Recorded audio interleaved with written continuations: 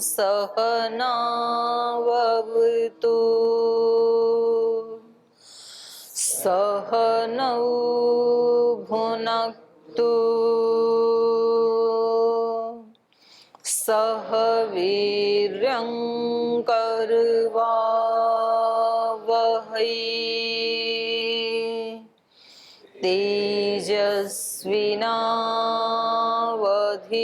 तेजस्विनावधीतमस्तु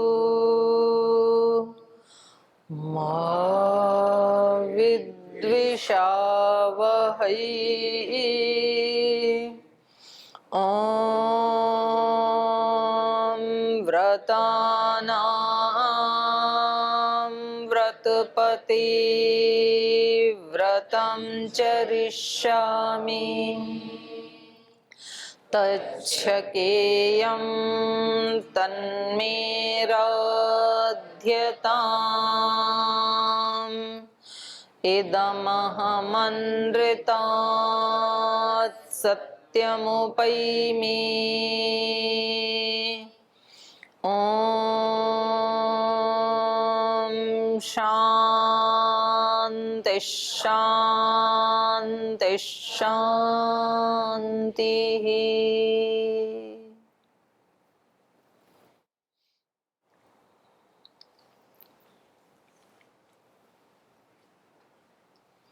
तो आइए वशिष्ठ ऋषि जी के आश्रम में चलते हैं और वहाँ क्या प्रसंग चल रहा था वो आज कौन बताएंगे भाई? सन्यासियों में कौन बताएंगे आज? ओम दीदी जी प्रणाम। महर्षि अभी वशिष्ठ अभी मेरे मन में ऐसे आया जब ये मंत्र पाठ कर रहे थे कि कितना बड़ा सौभाग्य जो दर्शन वर्ग में पढ़ने वाले विद्यार्थी हैं, मैंने उनके सुबह सुबह इतना स्वाध्याय हो जाता है। देखो रामायण का, दर्शनों का, विशेष पुण्यात्मा है आप सब, उसके ऊपर कृपा होती है। अगर लोग पता नहीं कैसे कैसे कामों में लगते हैं। जी ओम बताइए। दीदी जी प्रणाम। महर्षि वशिष्ठ और विश्वामित्र जी का आपस में एक दूसरे का स्वास्थ्य समाचार, स्वास्थ्य, आश्रम और राजपाट आदि की समाचार लेने के पश्चात दोनों प्रेम से बैठे हुए थे। इसके पश्चात सतानंद जी श्री रामचंद्र को आगे की कथा बताते हैं और इसमें महर्षि वशिष्ठ ने विश्वामित्र जी से पुनः सत्कार करने की बात कहते हैं। तो इसमें विश्वामित्र जी कहते हैं कि आपने तो आपके वचन सुन के ही हमारा सत्कार हो गया है। सत्कार नहीं, आतिथ्य बोलो उसको।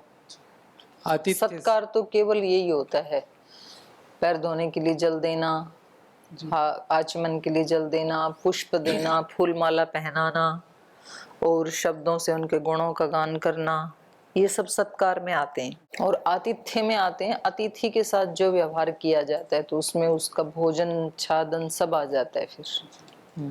तो आतिथ्य ग्रहण करने के लिए निवेदन करते हैं।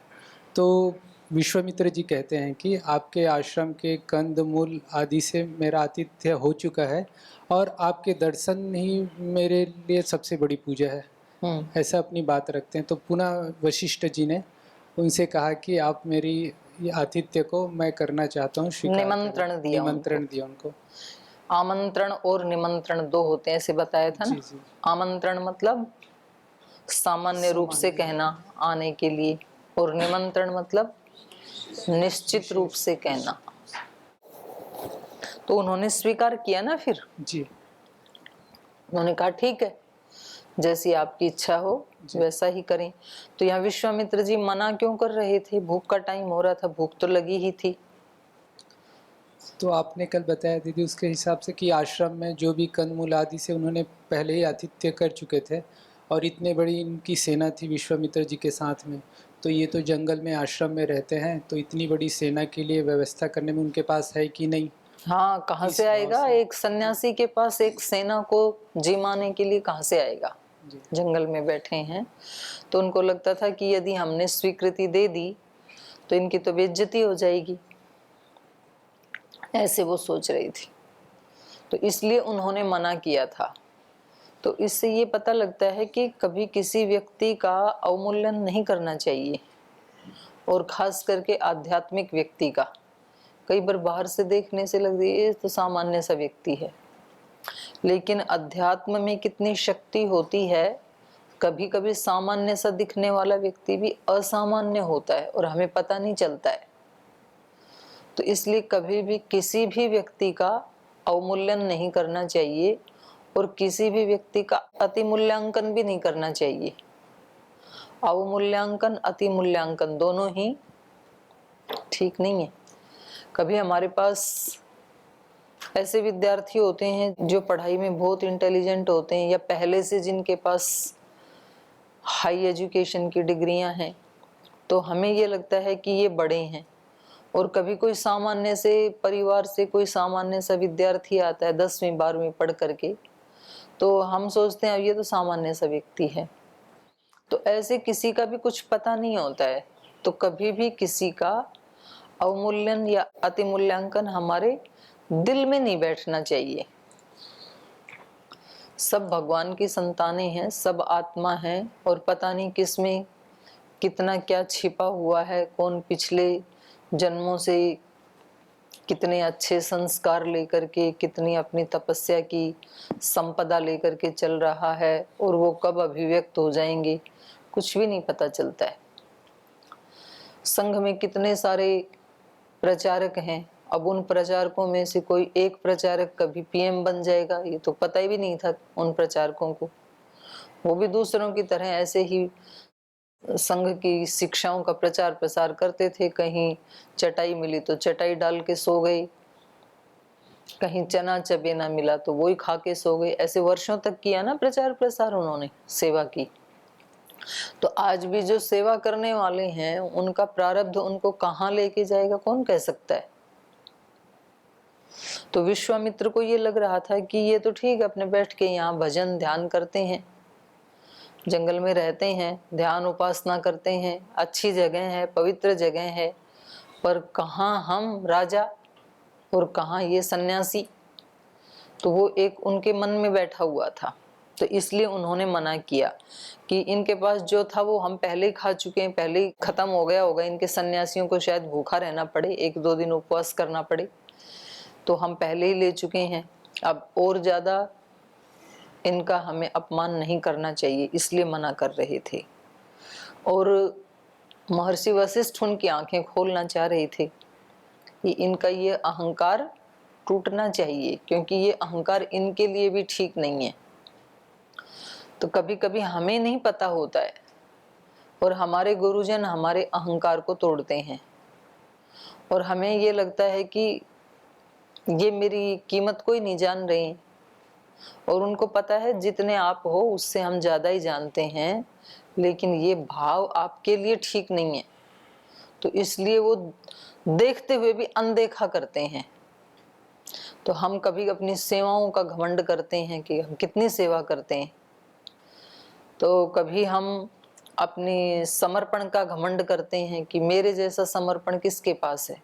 तो फिर गुरुजन ना उसको तोड़ना चाहते हैं और हमें लगता है कितनी सेवा करते हैं और इनको कोई ध्यान ही नहीं है, कितनी हमारे अंदर श्रद्धा भक्ति है और इनको पता ही नहीं है। उनको सब पता होता है। और या तो ऐसे कहें कि उन सब के माध्यम से उन सब के अंदर बैठा हुआ परमात्मा सब कुछ जानता है और परमात्मा ही उनको प्रेरणा दे करके हमारे लिए जो उचित है वो व्यवहार उनसे करवाता है। तो ये साधक की भाषा बोल रही हूं मैं। साधक हमेशा यही सोचता है जो कुछ भी मेरे पास आया है वो सब भगवान की कृपा है, ये भी कुछ सिखाने के लिए आया है और ये मेरे लिए जरूर न्यायोचित ही है, चाहे मुझे समझ में नहीं आ रहा है लेकिन ये न्यायोचित ही है। ऐसे इनको भी बनाने के लिए इन्होंने निमंत्रण दिया महर्षि वशिष्ठ ने कि आप जरूर हमारे यहाँ आए हैं, तो अतिथि देवो भव ऐसे कहा जाता है। आप हमारे अतिथि हैं तो आप हमारे देव हैं, तो आपकी पूजा करना हमारा कर्तव्य बनता है। नहीं तो आदमी को यदि होश नहीं है ना, एक मीटिंग में कई आचार्य बैठे थे और वहां पर ये चर्चा चली कि भाई जो अतिथि आते हैं अपने यहाँ तो उनका हमें सेवा शुश्रूषा अच्छे से करनी चाहिए, क्योंकि हम जब जाते हैं तो वो भी बहुत अच्छे से सेवा शुश्रूषा करते हैं ना। और हमने अपने उसके ऊपर लिखा हुआ है अतिथि देवो भव, जो प्रोस्पेक्टस बनाया है उसमें मातृ देवो भव, पितृ देवो भव, आचार्य देवो भव, अतिथि देवो भव, ऐसे राष्ट्र देवो भव, ऐसे 4-5 वाक्य लिखे हुए हैं। तो वो हमें कहते हैं कि जी ये यहाँ लिखने के लिए ही है क्या? केवल हम आते हैं इतनी दूर से, हमें कोई बैठने की जगह नहीं, पानी पीने की जगह नहीं, खाने की जगह नहीं, तो आपको ये अपनी व्यवस्था ठीक करनी चाहिए। तो उसमें मीटिंग में बात चली, भाई ठीक करनी चाहिए। तो उनमें से एक व्यक्ति कह रहे जी इसके साथ प्राचार्य देवो भव ऐसा और लिख दो। अतिथि देवो भव ये तो पढ़ लिया आपने, प्राचार्य देवो भव ये भी तो होना चाहिए। उनका आचार्य देवो तो लिखा हुआ है। बोले नहीं, आचार्य तो सब सामान्य होते हैं, लोगों को ये भी समझाओ कि प्राचार्य देवो भव। तो ये भाषा कैसी है? ये ठीक भाषा नहीं है। तो कई बार हमें ये लगता है कि भाई आप हमारे को अच्छा बनने के लिए कह रहे हो, थोड़ा सा दूसरे भी तो अच्छे बन जाएं, ये भी तो बोलो। दूसरे बनेंगे कि नहीं बनेंगे वो हमारे वश में नहीं है, इसलिए हमें चिंतन वो करना चाहिए जो हम कर सकते हैं, हमारे लिए जो पॉसिबल है। हम क्या ठीक कर सकते हैं वो हम करें, उसके बाद भी दूसरे यदि ठीक व्यवहार नहीं करते हैं तो वो उनका है, उसमें हम कुछ भी नहीं कर सकते हैं। तो इसलिए इन्होंने इनको निमंत्रण दिया कि भाई आप हमारे अतिथि हैं और अतिथि देवो भव ये शास्त्र का वचन है, तो आप भोजन लेकर के ही जाएं, जैसा भी हमारे पास है, रूखा सूखा जैसा भी है हम आपको देंगे। तो इन्होंने कहा ठीक है, आपको इतना कॉन्फिडेंस है तो खाते हैं फिर। तो चलें आगे चलें कि कोई प्रश्न तो नहीं है किसी का, कुछ पूछना है किसी को? ओम दीदी, ब्रह्मनिष्ठ किसे कहते उसका थोड़ा चर्चा करते। ब्रह्म में निष्ठा है जिसकी, आत्मवेता जो आत्मा को जानता है। नहीं, ब्रह्म निष्ठा समझ में आ गया? निष्ठा मतलब क्या? यानी जो गुरु का दे इस काम को करना है तो एकदम निष्ठा पूर्वक ध्यान। गुरु नहीं है बीच में, यहाँ ब्रह्म निष्ठा में गुरु कहाँ से आया? मैंने तो कहा ब्रह्म में जिसकी निष्ठा है उसको ब्रह्मनिष्ठ कहेंगे। निष्ठा का मतलब क्या होता है वैसे? क्या है निष्ठा का मतलब? विश्वास, निश्चय पूर्वक समर्पण, स्थिति, निष्ठा, स्था को थ को ठ हो रहा है, स्टू से। निश्चयेन तिष्ठति, जो निश्चित रूप से जिसमें रहता है, स्थिर है, ठहर गया है, उसको निष्ठा कहते हैं। तो गुरुनिष्ठ का मतलब गुरु में जो निश्चित रूप से जिसका श्रद्धा भक्ति विश्वास ठहर गया है उसको निष्ठा कहेंगे। जिसने निश्चय कर लिया है, अपने मन को ठहरा दिया है जिसके सामने। और ब्रह्म के प्रति निष्ठा, जो ब्रह्म में स्थित हो गया है। फिर ब्रह्म के कई अर्थ हैं। ब्रह्म का अर्थ एक तो परमात्मा तो है ही है, ब्रह्म का अर्थ वेद भी है, ब्रह्म का अर्थ गुरु भी है, ब्रह्म का अर्थ ज्ञान भी है। तो ऐसे ब्रह्म के कई अर्थ हैं। एक यज्ञ में भी ब्रह्मा होता है। तो ये प्रसंग से देखा जाएगा कि ये शब्द ब्रह्मनिष्ठ कहाँ आया है। अगर कहीं गुरु शिष्य का प्रसंग चल रहा है वहां ब्रह्मनिष्ठ आया है तो फिर वहां तो गुरु अर्थ लिया जाएगा, और कहीं ज्ञान का प्रसंग चल रहा है वहां ब्रह्मनिष्ठ आया तो फिर वेद या ज्ञान ये लिया जाएगा उसका अर्थ। और बोलो, अगला क्या पूछा था? आत्मवेता, वो आ गया समझ में? आत्मवेता कौन होता है? जो प्रभु के प्रति पूरा समर्पण रहते हैं और उसके अनुसार अपना कार्य को करते रहते हैं। नहीं, वो अर्थ नहीं है। आत्मवेत्ता का मतलब होता है आत्मा को जानने वाला। वेत्ता का मतलब होता है जानने वाला। विदत ज्ञाने धातु से बनता है वेत्ता। ब्रह्मवेत्ता मतलब ब्रह्म को जानने वाला। आत्मवेत्ता आत्मा को जानने वाला।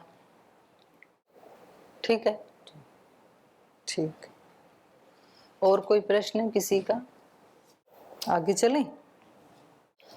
बाढमित्येव गाधेयो वसिष्ठं प्रत्युवाचः यथा प्रियं भगवतस्तथास्तु मुनिपुङ्गव एवमुक्तस्तथा तेन वसिष्ठो जपतां वरः आजुहाव ततः प्रीतः कल्माषीं धूतकल्मषाम् एह्येहि शबले क्षिप्रं शृणु चापि वचो मम सबलस्यास्य राजर्षे कर्तुं व्यवसितोऽस्म्यहं भोजनेन महार्हेण सत्कारं संविधत्स्व मे यस्य यस्य यथा का षडरशेष्वभिपूजितं तत्सर्वं कामधुक्दिव्ये अभिवर्षकृते मम रसेनन्नेन पानेन लेह्यचोष्येण संयुतम् अन्नानां निचयं सर्वं सृजस्व शबले त्वर।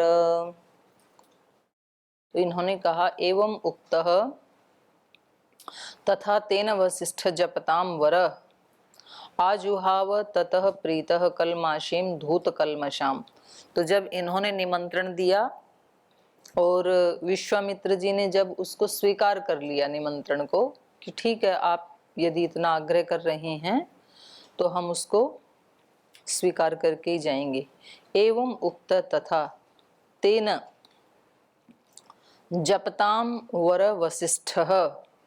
तो जब उन्होंने एवं अस्तु ऐसे कहा तो जो जप करने वालों में वर श्रेष्ठ हैं ऐसे वशिष्ठ ने कल्माशीम धूत कल्मषाम आजुहाव ततः इसके बाद प्रीतः प्रीतिपूर्वक कल्माशीम कल्माशी कहते हैं रंग बिरंगी चितकबरी जिसको कहते हैं धूत कल्मषाम धुल गए हैं पाप जिसके। तो ऐसी निष्पाप पवित्र कल्माशीम रंग बिरंगी या चितकबरी शबला उनकी गाय है एक, उस कल्माशी को प्रीतः आजुहावह प्रीति पूर्वक अपने पास बुलाया। इनके पास एक धेनु थी कामधेनु, और कामधेनु सभी के पास है। कामधेनु किसको कहते हैं? मन को। स्वामी जी कई बार बताते हैं ना। तो ये एक वो बनाया है इन्होंने आलंकारिक वर्णन, तो इसका बाद में हम अध्यात्म अर्थ भी करेंगे। तो इन्होंने अपनी इस रंग बिरंगी चितकबरी और धुल गए हैं पाप जिसके ऐसी अपनी कामधेनु को प्रीतः आजुहाव प्रीति पूर्वक अपने पास बुलाया।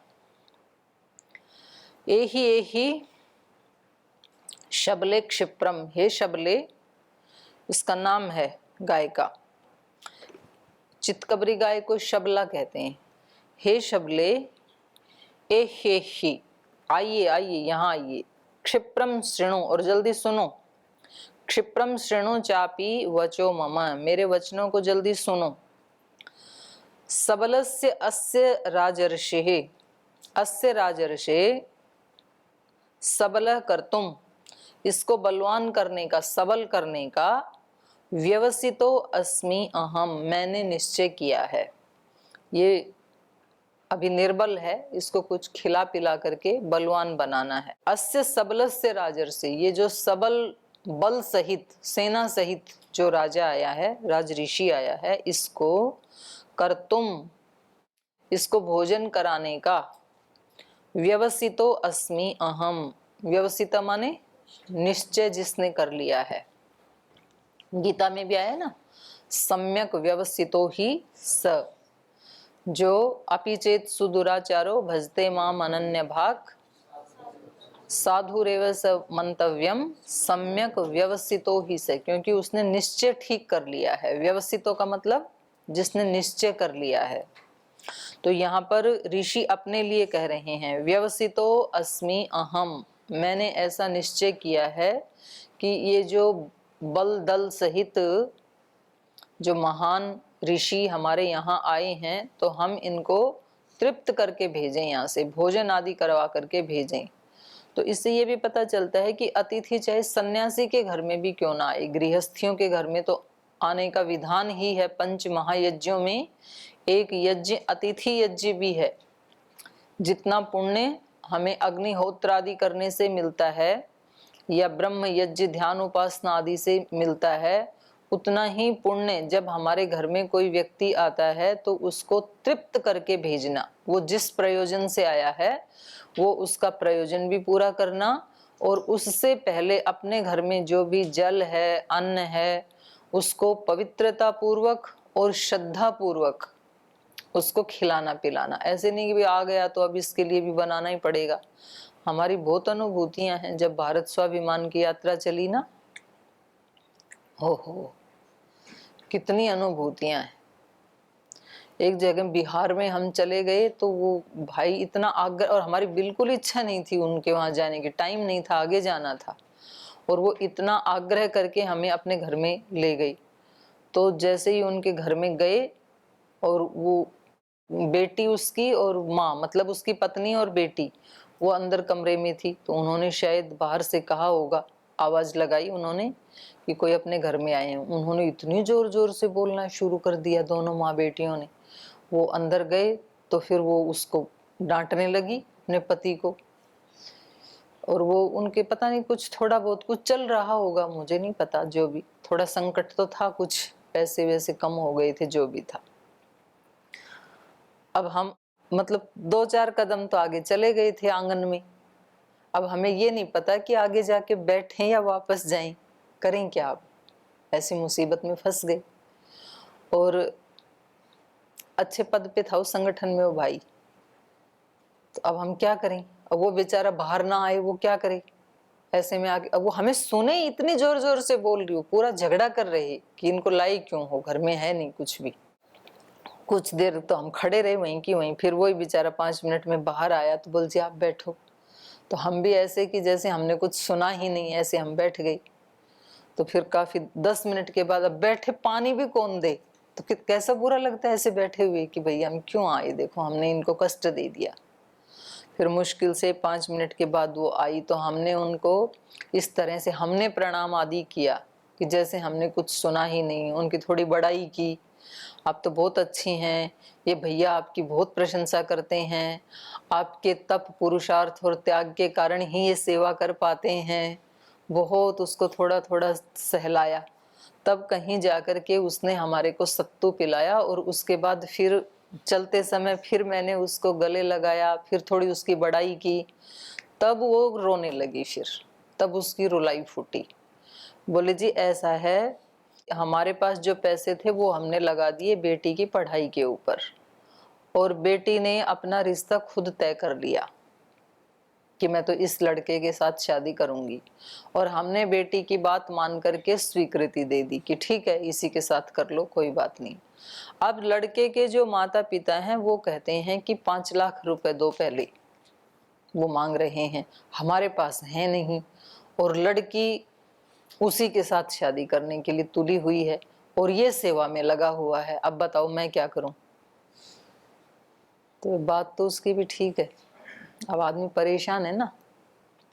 तो खैर उसकी सहायता की हमने, जो भी है वो आगे वाला नहीं बताऊंगी। पर ऐसे बहुत सारे अनुभव हैं कि अतिथि के रूप में चले जाएं तो ये नहीं पता चलता है कि मतलब अब बैठे कि वापस आए। तो देखो कैसी भी परिस्थिति क्यों ना हो, हमें जैसे हम पूजा में बैठ गए तो फिर उसको पूजा को करते ही है ना अच्छे से। तो ऐसे ही मैं ये कह रही थी, जैसे ब्रह्म यज्ञ से, जैसे अग्निहोत्र से, और जैसे पूजा पाठ करके हमें पुण्य की प्राप्ति होती है, ऐसे ही अतिथि यज्ञ करके भी हमें पुण्य की प्राप्ति होती है। तो चाहे कोई कितना भी गरीब क्यों ना हो, पर अपने घर में कोई अतिथि आ गया, मानो एक टाइम खाने के लिए ही है घर में, तो उस दिन खुद उपवास कर लें, कोई बात नहीं है, लेकिन अतिथि को खिलाना चाहिए। पहले तो ऐसे होता था, अब तो अपने ही लोग आते हैं रिश्तेदार, कोई ज्यादा से ज्यादा संगठन का व्यक्ति भले ही आ जाए। पहले तो ऐसे होता था कि पद यात्राएं करते थे लोग, पैदल जाते थे, तो जाते जाते कहीं सांझ हो गई तो व्यक्ति किसी भी घर को नॉक कर देता था कि भाई रात को विश्राम करने के लिए मिलेगा क्या, और वो रख लेते थे। ये मैंने अपनी आंखों से देखा है, मैंने अपने घर में देखा है। और जिस घर में मैं पैदा हुई तो एक गांव उसके उस तरफ था, तो उस तरफ गांव में जाने वाले लोग इस गांव के बस स्टैंड पे उतरते थे और वो उस गांव को क्रॉस करके फिर वहां 5-6 किलोमीटर जा करके तब उस गांव में जाते थे वो। तो बहुत लोग आते रहते थे, क्योंकि जिस घर में मैं पैदा हुई वो रास्ते के ऊपर था, किनारे के ऊपर, तो जाते जाते व्यक्ति उसको ही खटखटाएगा। तो मेरे को याद है एक बार, मैं बहुत छोटी रही थी उस समय, दूसरी तीसरी कक्षा में पढ़ती थी। एक कोई व्यक्ति अपनी भैंस लेके अगले गांव में जा रहा था और उसने नॉक किया कि मैं रात को यहाँ रह सकता हूँ। तो देते ही रहते थे रात को हमेशा अनुमति, उसको भी दे दी।